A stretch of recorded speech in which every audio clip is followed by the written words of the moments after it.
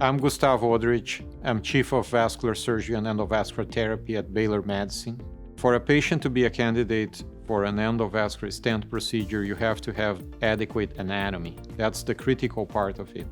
Until not a long time ago, only patients with simpler aneurysms could be treated by means of stents. Any aneurysm that affect a major branch of the aorta, for example, a kidney artery or the artery of the intestine, automatically would not be a candidate for the endovascular stent. Those patients would be treated by open surgery. Currently, the vast majority of these patients can actually be treated by means of stents.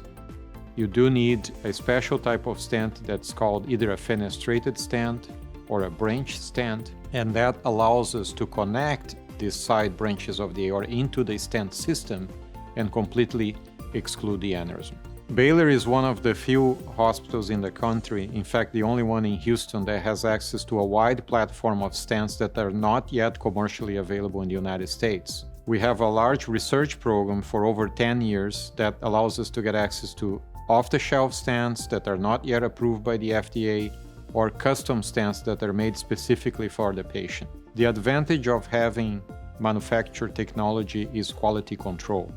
Also, these stents have been time-tested in other countries for now over a decade, and we know that they are effective and durable. One of the main advantages of these fenestrated branch stents is the reduction in the risk of mortality, of passing away from the operation, or the risk of complications. 5 to 10 times lower risk to the patient's life and risk of major complications.